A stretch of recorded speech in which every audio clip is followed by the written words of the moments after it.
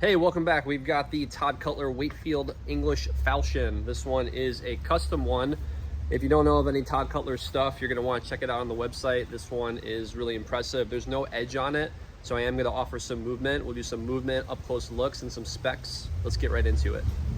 Okay, let's talk about first impressions. So with the Wakefield Falchion, the English Falchion from Tod Cutler, if you haven't checked out any of Tod Cutler's stuff, make sure to do that.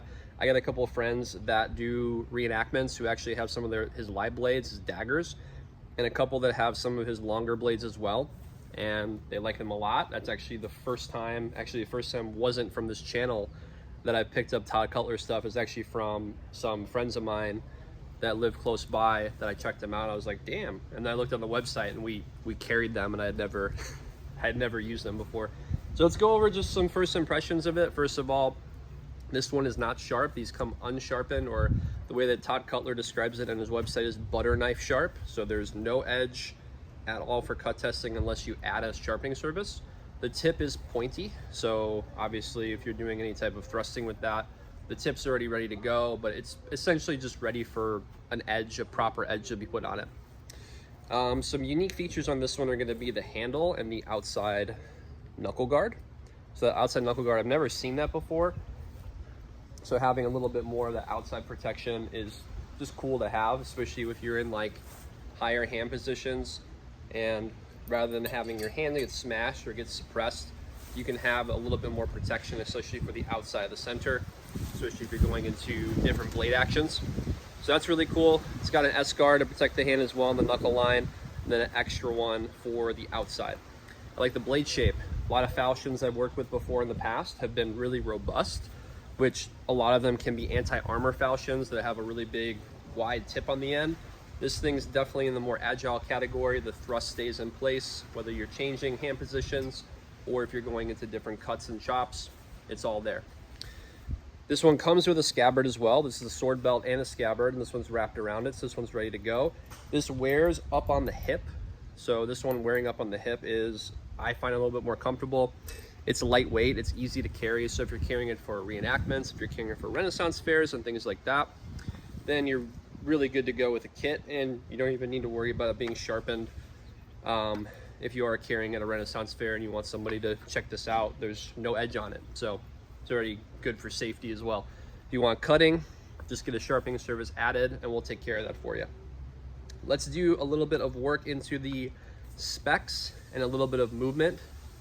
See how this thing flies with the Wakefield Falchion. Overall length 31.5 inches, blade length 26 3/8 inches. The weight is 2 pounds 1 ounce. Edge is unsharpened. Width is 36.6 millimeters with a thickness of 5.5 millimeters down to 2 millimeters. Pommel is peened and integrated with a pointed balance of 4 3/4 inches from the guard and a grip length of 3 3/16 of an inch. Steel quality is an EN45 high carbon steel. The culture is English and manufactured by Tod Cutler. The sword comes with a wood quartz scabbard that is bound in leather and completed with a knotted sword belt and finely cast copper alloy fittings. You can see some up close looks of the fittings, the way that it's wrapped around when it came to me in the box.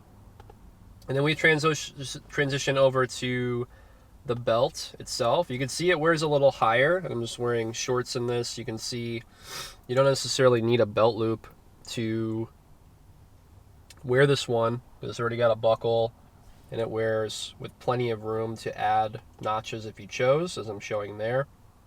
You could simply hole punch one if you needed to.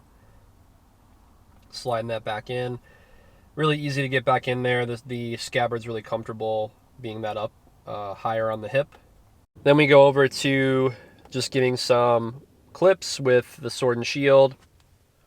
Not necessarily the exact shield you may have seen, but it's a round shield, so you get the idea of what it looks like if you're someone's doing reenacting. If you're going to a Ren fair, you want to know what this stuff looks like. So that's how high it's carried up on the hip. It's really lightweight, 2 pounds 1 ounce. So if you're using this on campaign, obviously it's going to be really comfortable for that. And you're getting some more up close looks of the guard and the extended knuckle guard on the side as well. I really like that feature for security of grip and also for aesthetics. Then we look at some movement with sword and shield. Got the round rotella Lord of Battle shield that I'll be reviewing that's being featured in this. I use this for my own personal training and also use it for multiple swords throughout the reviews. A little bit of movement on here with cut and showing you what it looks like to be as close to three-dimensional as possible with this blade. Here's some more work in just working through some cut and thrust forms. So you can see how this blade moves. Super windy this day, so wasn't really affecting just being able to train back there.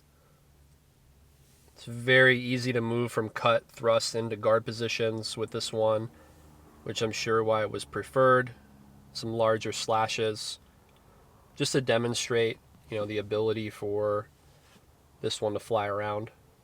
And 2 pounds 1 ounce for something that's around the length of an arming sword, definitely preferable. Okay, there you have it for the Tod Cutler Wakefield Falchion. This one's available at cultofathena.com. Click the link in the description below this video to buy this one today. I think there's one in stock, and I think it's this one. I haven't done any cutting with this or anything, and it's nice and clean and ready to go. If you want to add a sharpening service to do any type of your fencing training with this, you can also do that. Click the check mark before checkout, and we'll be able to take care of that for you.